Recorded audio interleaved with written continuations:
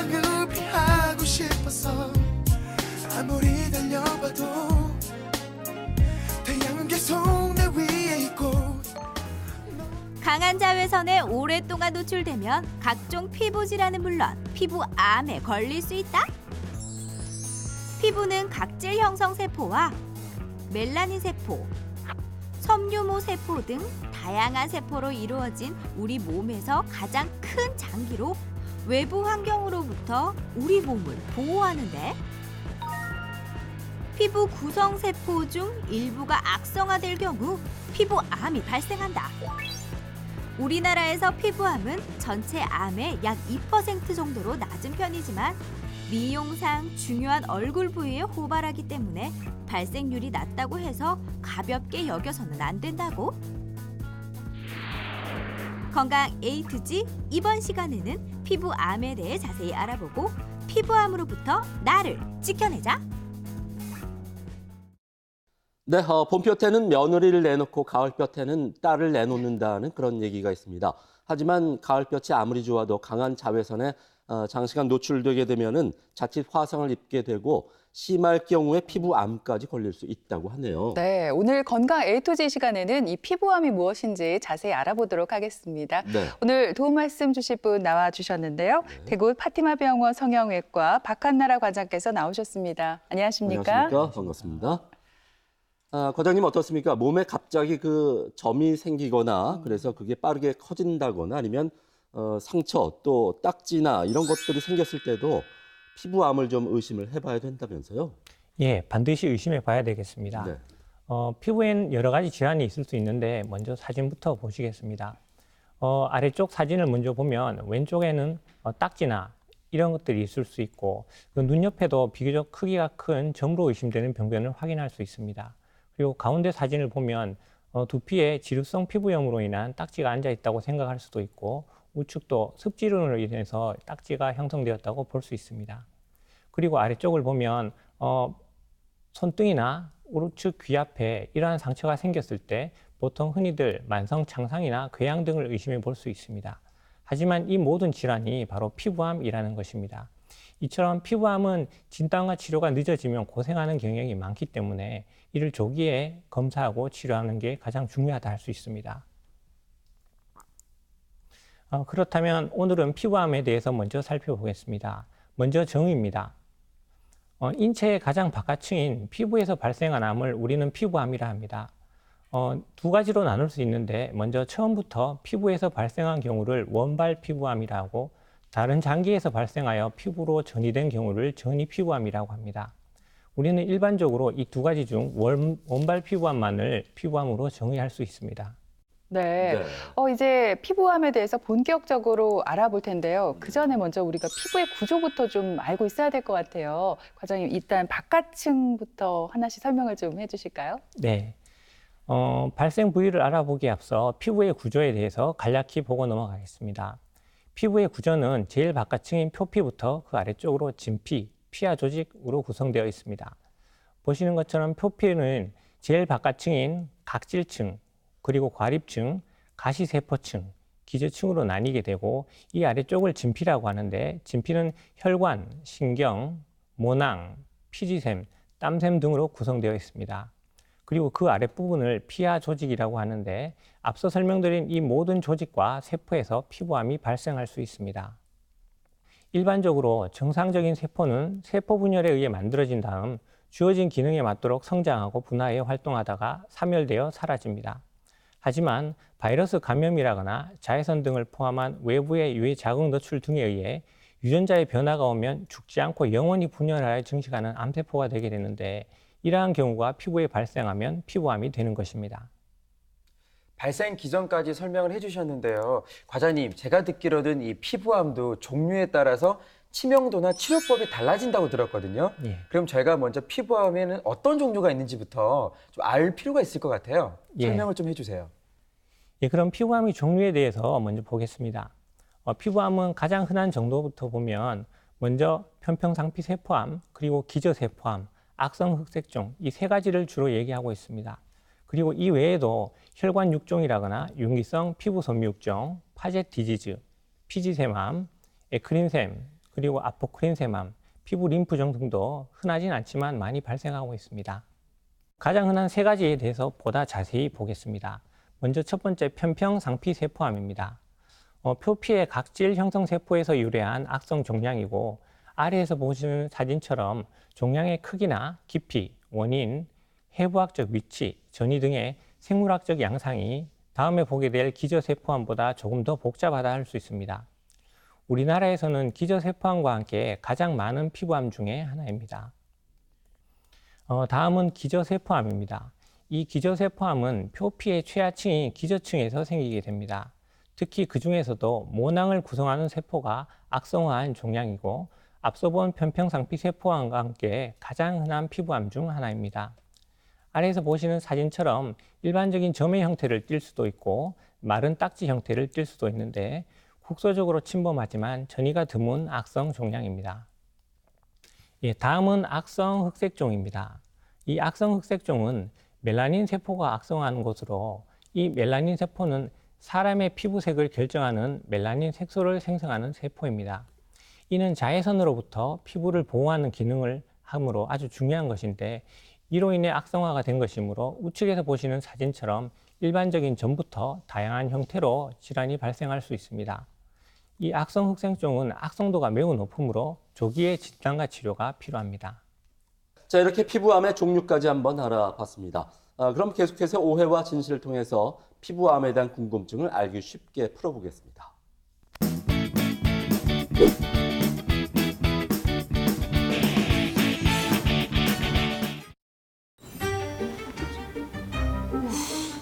이거 사자 이거.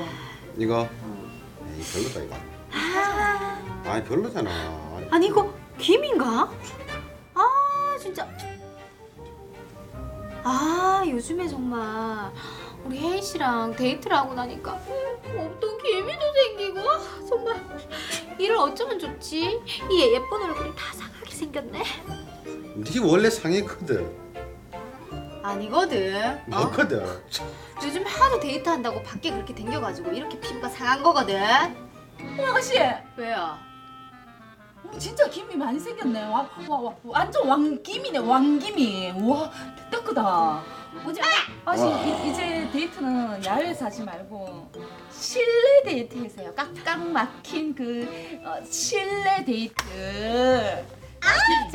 실내 데이트는 무슨 야, 니 그러길래 왜 데이트 같은 거가 얼굴 타고 왕김이 생기고 그러노? 야, 오빠 봐라. 햇빛을 안 보니까 얼굴이 얼마나 좋노? 피부는 진짜 좋아. 어디가? 눈 크게 뜨고 봐봐라. 어디가 좋은데? 좋기만 고마. 야, 이만하면 됐지. 이만한 뭐가 되는데 전혀 안 그렇거든. 뭐가 전혀 안 그런데? 야, 니 햇빛 많이 보면은 암 생기는 거 모르나? 피부암. 웃기지 마라 웃기지 마라. 뭔 그런 정말 씨알도 안 먹히는 그런 소리를 하노. 햇빛이랑 피부암이랑 뭔 상관인데? 상관이 있거든. 참. 야, 햇빛이 이렇게 직사광선으로 쐬면은 당연히 피부 안 걸리지. 생각을 좀 해라. 생각을. 띵크를 좀 해라. 띵크를. 자기야, 햇빛 안 본다고 암이 안 걸리는 거 아니다.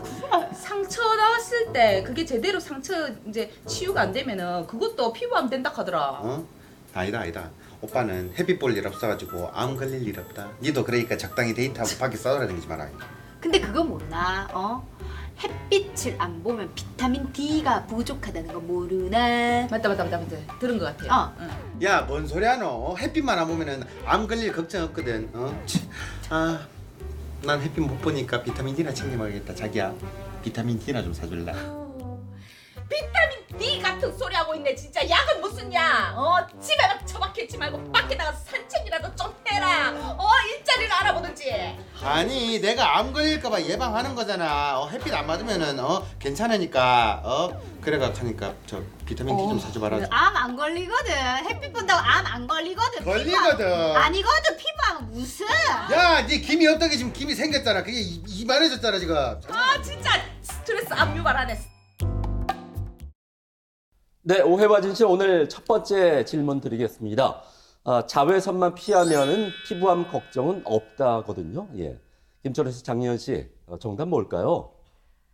정답은 당연히 O죠. 이 자외선이 피부암을 일으키는 주범이거든요. 자외선 차단제를 꼼꼼하게 바르고 이 모자나 양산 등으로 햇빛에 노출되는 걸 잘만 막아준다면 피부암 걱정하지 않아도 될 것 같은데 철원 씨 네. 어떠세요? 어떻긴요? 당연히 저는 X입니다. 왜냐하면 우리 예은 씨 말대로 피부암을 이렇게 발생하는 데 있어서 자외선이 큰 요인이 되기도 하겠지만 굳이 자외선이 아니더라도 예를 들면 뭐 오랫동안 아물지 않은 상처 등이 또 변질돼서 피부암으로 발전할 수 있을 것 같거든요. 저는 X 하겠습니다. 과장님, 누가 정답인가요? 이번 문제는 철원 씨가 맞추셨습니다. 그렇죠. 축하드립니다. 예, 자외선은 피부암을 일으키는 가장 중요한 원인 중 하나인 건 맞습니다. 하지만 이외에도 면역 억제나 염색체 이상, 오래된 아물지 않은 상처 등 화학물질 접촉 등으로도 피부암을 일으킬 수 있으므로 방심은 금물입니다. 그렇다면 이처럼 피부암을 일으키는 여러 가지 요인에 대해서 보다 자세히 보도록 하겠습니다. 먼저 자외선입니다. 자외선은 암 발생 유전자의 DNA를 변형시킴으로써 암 생성을 유발하게 됩니다. 단기간 대량의 자외선을 쬐이는 것은 물론 어릴 때부터 축적된 자외선도 영향을 주게 됩니다. 최근 등산이나 낚시, 골프, 스키 등 스포츠 레저 활동 증가 및 일광욕을 즐기는 생활 습관의 소구화로 인해 자외선 노출이 늘어나고 있는 경향입니다. 또한 환경오염으로 인해 오존층이 파괴됨으로 해서 지표에 도달하는 자외선량이 증가되고 있는데 연구에 따르면 대기 중의 오존층이 1%포인트 감소함에 따라 편평상피 세포암의 발생 빈도는 2%포인트 증가한다고 보고되어 있습니다. 그리고 또한 직업적으로도 타르나 광물 기름 등과의 장기적인 접촉은 피부암 발생에 관여한다고 보고도 되어 있습니다. 그리고 장기 이식이나 백혈병 등 만성적으로 면역이 억제된 환자에서 발생률이 많이 증가하게 되는데 이는 면역 억제도 피부암의 중요한 발생 요인으로 꼽히는 이유입니다. 그리고 구강이나 두경부에 생기는 편평상피 세포암의 경우에는 유전적 염색체 결손도 보고되어 있어 주의가 요구됩니다. 네, 그러니까 피부암은 우리가 흔히 자외선이 가장 큰 주범이다 이렇게 말하는데 네. 그 외에도 염색체 이상이라든지 아물지 않은 상처, 화학물질 접촉 등 여러 가지 원인에 의해서 생길 수 있다고 말씀해 주셨습니다. 네, 이번에는 또 계속해서 오해와 진실을 통해서 피부암에 관한 궁금증을 하나 더 풀어보겠습니다.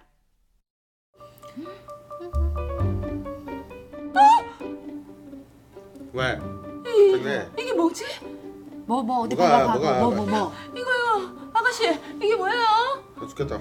빨리 아가씨. 왜? 뭔데? 얘기해도 돼요? 네, 빨리. 언니 그거 죽음의 꽃이라 불리는 그 검버섯. 어? 검버섯. 아유 무슨 소리예요? 지금 나이가 몇 갠데 이렇게 한창 젊은 나이에 검버섯이 그래. 웬 말도 안 말이고. 된다. 언니 우리 중에 언니가 제일 늙었거든요. 아이, 그리고 언니 이제 젊은 나이 아니라는 거. 그리고 언니 더 놀라운 거는 요즘 젊은 사람들한테도 검버섯이 그렇게 핀단다. 그 진짜? 언니 늙었잖아. 그런데다가 아니에요. 검버섯은 무슨 아니 자기 뭐 묻은 거 이거 보자. 닦아봐라 이거. 안 된다. 검버섯 맞다니까. 이거 아 진짜 아니라고 그럴 리가 없다고. 그냥 왕김이겠지 왕김이. 왕김이는 번지다 하니까 이거 없애면 안 되겠나? 자기야. 왜? 우리 아직 이세도 못 봤는데 벌써 그렇게 검어서 생기면 어떡하는데? 늙었다. 내 혼들이. 뭔 소리? 올리나 진짜. 아니 약올린 거 아니야. 그러지 말고 언니 진짜 지금 중요할 때니까 피부과를 가야 된다니까요. 왜요? 검버섯이 점점 많아질수록 피부암에 걸린다잖아. 진짜? 몰랐나? 저러다가 피부암에 걸려서 언니 그냥 하는 나라로 가신다니까. 자기가 나를 어떡하고. 아유 어떡하지? 설마 피부암은 아니다 진짜. 아니라니까 검버섯이 심해지면 피부암 걸린다니까. 그거 몰랐나? 검색해봐봐라. 맞다. 해봐야겠다. 자기야. 아가씨 잘 있어요. 왜? 어디 간다? 나는 피부과에 갔다 올게. 자기야 갔다. 이 기회에 잘 됐다. 야 왜? 보험약관서 찾아봐라 빨리. 이 기회에 잘 됐다 오빠. 왜? 뭐가? 다른 여자 찾아보자. 더 그래 좋은 그러니까 여자로. 보험 타고 찾아야지 빨리. 당연하지. 야 빨리 찾아봐라 어딘가. 어딨노? 빨리 찾아봐라. 보험약관. 나는 좀 젊고 좀 세련되고 돈 많은 언니가 들어왔으면 좋겠다. 네, 오해와 진실 두 번째 질문은 이 검버섯이 피부암으로 이어질 수 있답니다. 정답이 뭘지 저도 참 궁금한데요. 철원 씨, 예은 씨, O일까요, X일까요? 부모님 얼굴을 본 적이 있으세요? 우리도 나이가 들어가지만 부모님들도 이제 연세가 들어가면서 어느 순간 얼굴에 검버섯이 보이면 참 마음이 아프면서도 우리 부모님이 이제 정말 나이가 들어가시는구나 느껴지잖아요. 근데 이 검버섯 단어가 주는 에너지가 사실 좀 박지 않잖아요. 뭔가 좀 칙칙하고 어둡잖아요. 그러면 이 이름값을 할 것 같아요. 검버섯이 피부암으로 변할 수 있지 않을까요? 정답은 O입니다. 저는 정답이 X라고 생각해요. 검버섯은 검버섯, 그리고 피부암은 피부암. 엄연히 단어도 다르고 엄연히 다른 두 질환이거든요. 이 검버섯이 피부암으로 변하지는 않을 것 같다라는 생각이 듭니다. 과장님, 이번에는 누가 정답인가요? 예, 이번 문제의 정답은 무승부입니다. 무슨 예. 그래요? 검버섯은 일반적으로 노화나 자외선 노출과 관련된 피부의 얼룩입니다. 보통 햇빛에 노출된 부위에 주로 발생하게 되는데 이 검버섯이 직접 피부암으로 진행되지는 않습니다. 그러나 이와 유사한 광선 각화증이라는 질환이 있는데 이는 보통 만성적인 일광 노출에 의해 생기게 되고 피부 주변에 얼룩덜룩한 색소성 병변을 남기게 됩니다. 그 양상이나 발생 기전이 검버섯과 매우 유사한 경우인데 이를 치료하지 않을 경우에 편평상피 세포암으로 진행할 가능성이 있으므로 주의가 요구됩니다. 그러므로 단순히 검버섯이라고 단정짓지 말고 증상이 있거나 그 양상이 변한다면 반드시 검사를 해봐야겠습니다. 그러니까 검버섯이 피부암으로 진행되지는 않지만 이와 유사한 광선 각화증 같은 경우 치료하지 않으면은 실제로 편평상피 세포암으로 이어질 수 있다. 이렇게 설명을 해주셨습니다. 자, 과장님, 그렇다면 피부암의 증상으로는 어떤 것들을 좀 들 수가 있을까요? 예, 피부암에 대해서 증상을 간략히 보겠습니다. 먼저 편평상피 세포암입니다.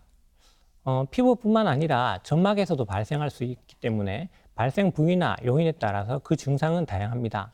우측에 보이는 사진처럼 피부가 부어올라 살덩어리가 부서진 것처럼 보이고 비교적 붉고 크며 균일하지 않은 모양을 보이게 됩니다. 표면이 약해져서 일반 세균에 의한 감염이 잘 일어나고 고름이 나오거나 악취가 나는 경우가 많습니다. 예, 다음은 기저세포암입니다. 초기 증상으로는 약간 볼록하게 튀어나온 검은색이나 흑갈색의 병변을 보입니다. 따라서 그로 인해 대부분 점이라고 착각하는 경우가 많습니다.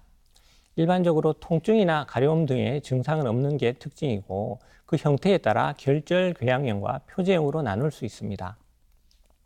먼저 결절궤양형입니다. 가장 대표적인 경우이고 수년에 걸쳐서 서서히 커져서 종괴를 형성합니다.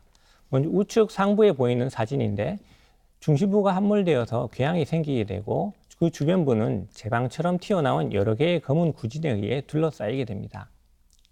그 다음은 표제형입니다. 우측에 아래에 보이는 사진처럼 경계가 선명한 홍반으로서 표면의 피부가 딱지처럼 떨어져 나가는 상태를 보이게 됩니다. 예, 다음은 악성 흑색종입니다. 이 악성 흑색종은 자각 증상이 없는 평범한 검은 반점을 보이는데 우측 사진처럼 일반적인 점의 양상부터 여러 가지 형태를 띌 수가 있습니다. 그러므로 이 중에서 악성화를 의심해야 될 소견이 중요한데 이 소견들 중에는 먼저 새로 생긴 검은 점이라거나 아니면 기존에 있던 점이 모양이나 크기, 색조가 변하는 경우, 그리고 가렵거나 자결감, 통증 등의 증상이 동반되는 경우, 그리고 궤양이나 딱지 같은 표면 상태가 변화되는 경우, 그리고 마지막으로 주변에 작은 점들이 생기는 위성 병변이 있을 경우, 이러한 경우에는 반드시 조기에 검진을 해봐야 되겠습니다. 네, 과장님께서 앞서 증상에 대해서 설명을 잘 해주셨는데요. 하루라도 빨리 자가 진단을 해보는 것도 좋지만요. 또 피부암이 의심되면 조직 검사를 받아보는 게 아무래도 현명하겠죠. 네, 맞습니다. 그럼 진단 방법에 대해서 간략히 보겠습니다. 주기적인 자가 검진이나 피부과적 검사에 의해 피부암으로 의심되는 병변이 발견되었다면 조직 검사를 통해 확진을 해야 됩니다. 이때 피부 병변의 일부를 잘라내어 현미경으로 조사하는데 피부성검이라고 합니다. 그 종류에는 펀치생검, 면도생검, 절제생검 등을 대표적으로 들 수 있습니다. 왼쪽 아래에 보이는 그림이 펀치생검에 대한 그림과 사진입니다. 그림과 같은 이 펀치라고 하는 도구를 사용해서 피부 병변의 조직을 채취할 수 있습니다. 비교적 간단하게 채취할 수 있고 표피부터 진피까지 전층을 채취할 수 있는 장점이 있습니다. 그리고 우측에 보이는 그림은 면도생검을 모식한 것인데 면도생검의 경우에는 피부에 볼록하게 튀어나온 병변을 제거하는 데 아주 큰 효과가 있습니다. 그림처럼 수술적 칼을 이용해 간단히 제거할 수 있고 흉터도 비교적 적게 남는다는 장점이 있습니다. 그리고 다음으로 영상학적 검사를 둘 수 있습니다. 종양의 침흉 깊이나 전이 등의 병의 확산 정도를 알아보기 위해서는 흉부 X적 촬영과 복부의 초음파 검사를 비롯해 전사나 단층 촬영인 CT나 자기 공명 영상인 MRI 등의 정밀 검사를 필요에 따라 실시해 볼 수 있습니다. 검사를 통해 암의 진행 정도를 확인하고 그에 맞추어 치료법을 선택해야 되겠습니다. 과장님 설명을 들으면서 아무래도 피부암이라는 이 용어가 주는 좀 무서움이 있는 것 같아요. 혼자 어떤 생각을 했냐면 과장님, 그러면 이 피부암에 걸리면 어떻게 치료를 해야 되지? 다른 암처럼 종양을 떼어나는 건가? 근데 혹시나 또 동반 질환이 있으면 수술이 힘들어지는 건 아닐까? 혼자 지금 헤매고 있었거든요. 예. 시원하게 답변을 좀 해주세요. 예. 그럼 치료 방법에 대해서 보다 자세히 보도록 하겠습니다. 치료의 선택은 병변의 위치나 크기, 그리고 병변의 수, 병리학적 검사상의 종양의 특징, 그리고 환자의 건강 상태, 그리고 예전에 치료받은 과거력 등 여러 가지 요인들을 고려해 결정해야겠습니다. 가장 대표적인 방법으로는 외과적 절제술이나 소파술인 긁어내기 및 전기 소작술, 그리고 방사선 치료, 항암화학 요법을 들 수 있습니다. 먼저 외과적 절제술입니다. 이는 병변과 주위의 정상 경계부를 일부 포함해서 종양을 제거하는 방법으로 가장 흔히 사용하는 치료 방법입니다. 왼쪽 아래의 모식도처럼 병변부를 정상 조직을 포함해 제거를 할 수 있고 그 결선부는 단순 봉합술 또는 국소 피판술을 사용해 재건할 수 있습니다. 그리고 간혹 수술에 의해 피부 결손이 너무 심한 경우에는 우측 아래의 그림처럼 피부 이식을 활용함으로써 부족한 피부를 채우는 재건술을 같이 시행해 줄 수 있습니다. 그 다음으로는 긁어내기 및 전기 소작술입니다. 큐렛이라고 하는 도구를 사용해 종양의 둘레보다 2에서 4mm 정도 더 넓게 긁어낼 수 있습니다. 그리고 전기 소작기를 사용해 1mm 정도를 더 제거하게 되는데 우측의 사진은 전기 조작기를 사용하는 방법입니다.